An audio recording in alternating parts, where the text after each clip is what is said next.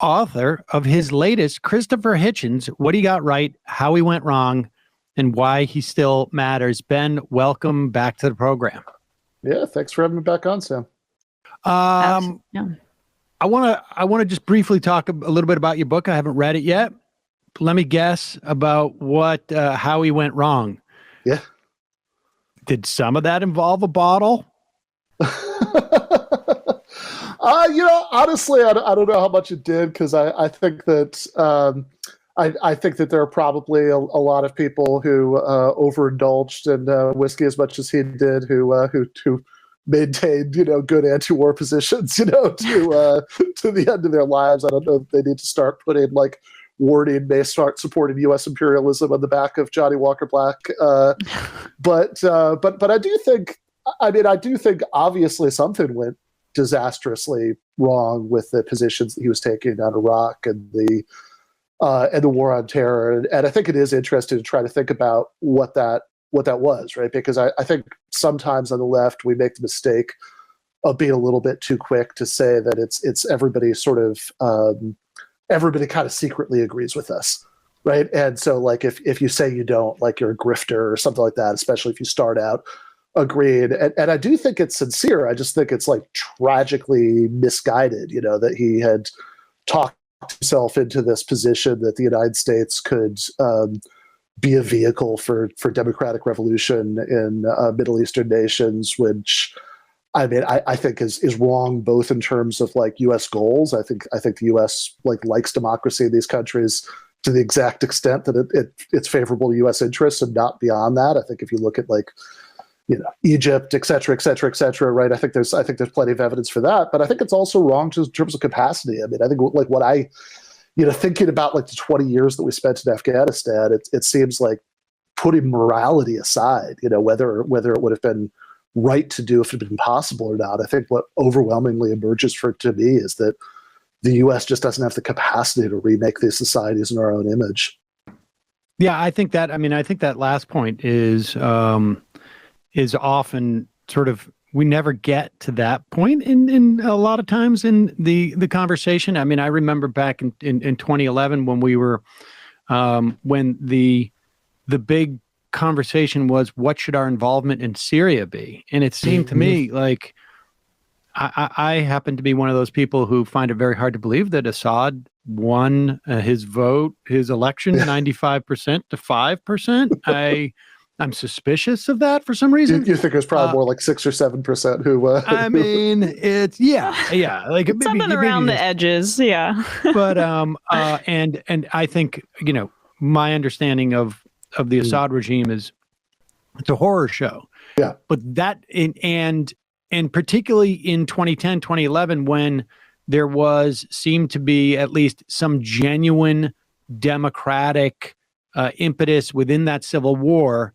Some element of the that civil war involved sort of like genuine, I think, people who had values that we could really appreciate. The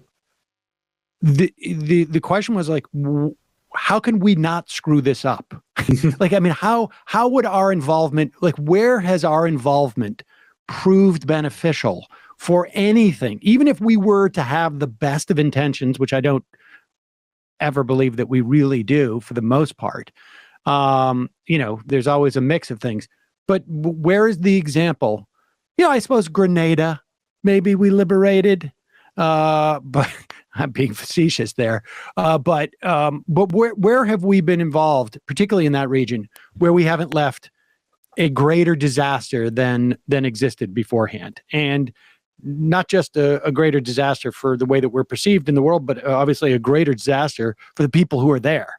But yeah, absolutely. This is a line in Adolf Reed had this article late last year called "The Whole Country is the Reichstag," where he remembers drinking at a bar in Washington D.C. with Christopher Hitchens, during the beginning of the war in Afghanistan, and Reed telling him that the presence of the 82nd Airborne has never made anywhere better, even their Fayetteville, Right. So which I think is absolutely, I think is absolutely right. I mean, I think that the with the possible exception, as he goes on to admit, of the enforcement of integration within the United States by it, but like other than that, right, that they have, it's really hard to come up with a plausible example, and you can construct a fantasy scenario in your head where everything worked out great, and the result of the intervention was to create a stable democratic state with where people enjoyed all the freedoms that we'd want them to, and there wasn't mass death and suffering and all that stuff. And you could sort of say, well, why would you be against that? And it's like, well, I don't know why that's the question, right? I mean, I don't really feel the need to either be for or against things that aren't actually ever going to happen. Right. I can't assess what my life would be like if I had wings and was able to fly. I mean, maybe it would be a good thing. Maybe it would turn out to be not a great thing. I mean, who's making T-shirts with wing holes in it? But if I remember correctly, I've got to say that seems like that would probably not be the main issue with that scenario. There could be others, but I mean, it would be pretty uncomfortable. I don't think that any of us are wearing anything that it would be comfortable to have wings on the back. It's soft collar day, Ben. Right. Yeah. But if I remember correctly with Hitchens, it was about the Kurds for him. Yeah. Wasn't that it? Was big. Yeah. He was hoping for a Kurdish state in northern Iraq, if I remember correctly. And there were other people, I feel like Peter Galbraith was also very much inclined, and Joe Biden actually had floated at the time too a three-way partition of Iraq that included a Kurdish state in the north. And the arrogance of like being able to actually, with a straight face, say that we'll just divvy it up based on my assessment of the situation here. I mean, when Joe Biden entered into the Senate, he was probably only about 40 years out from when that all happened anyways with the British in that same area. I mean, so, but I'll do it better, I'll do it better. Right. I mean, that was the thought process of the day. Was it, I mean, I think that what his journey was? I think it was definitely an important moment in it, because he had opposed the first Gulf War. And after that, though, he did spend time in northern Iraq in that like de facto autonomous Kurdish region that was protected by the no-fly zone. And as my friend Gian Bajalan points out, like Kurdish leaders in northern Iraq, who for obvious reasons were all in favor of the idea of the United States taking care of Saddam Hussein for them. Some of those people had been 1970s radicals themselves that could speak to Hitchens in his own language. He was sort of very impressed by kind of seeing like socialist imagery and that Kurdish region. And so I think this is part of it. Also, though, I will say I think this is part of a broader shift in his worldview that happens over the course of the 90s and then kind of comes to a head with 9/11, because I think part of what's changing his thinking about this is that if you go back and read what he was writing for The Nation in the 80s and early 90s, when he's railing against American foreign policy, I think one of the things that most sort of horrifies him about the Reagan's foreign policy, for example, is the U.S. supporting these like death squad dictatorships in Latin America and elsewhere around the world. And he writes extensively about the crimes of Henry Kissinger, et cetera.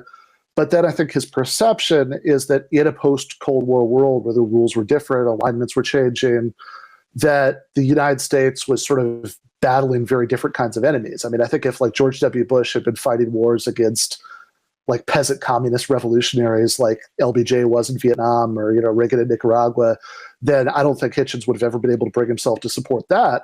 But I think that when he saw the first war, and this is, by the way, is one of the reasons I don't think that you can explain it all just by Islamophobia. The first war, where Hitchens starts to warm up to the idea that the U.S. military can be a force for good in the world, is not one where the U.S. is bombing Muslims. It's Bosnia, where the U.S. is intervening on behalf of Bosnian Muslims against Serbian Christians. And so I think he looks at these forces, he says, okay, well, hold on, Slobodan Milosevic, Saddam Hussein, the Taliban forces that the United States would have been fighting wars against in previous decades, or are these exactly the kinds of actors that the United States was propping up around the world in previous decades? With Saddam Hussein, you didn't have to ask.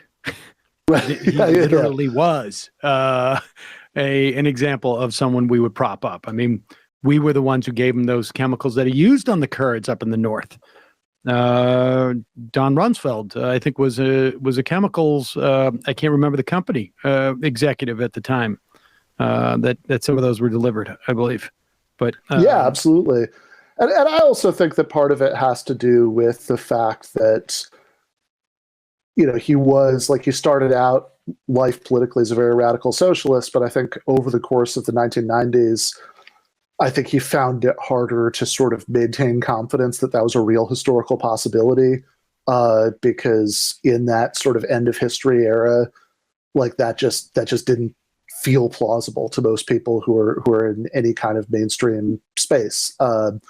That I mean, and he even admits in his memoir Hitch-22 that there's a certain point where, like towards the end of the 90s, when he probably like the only, you know, he thinks in retrospect, the only thing that was still getting him calling himself a socialist is that he, every time he would go on C-SPAN, Brian Lamb would ask him in a really condescending way, "Are you still socialist?" And like he didn't want him to win, know, by saying no. But I mean, I think that I think the way that it ties in is that presumably, I mean, I think like as like a young Trotskyist in the 70s, presumably when he went to places like Iraq, for example, he thought that people living under those despotism would like eventually be swept away by, you know, like wave of, you know, revolutions.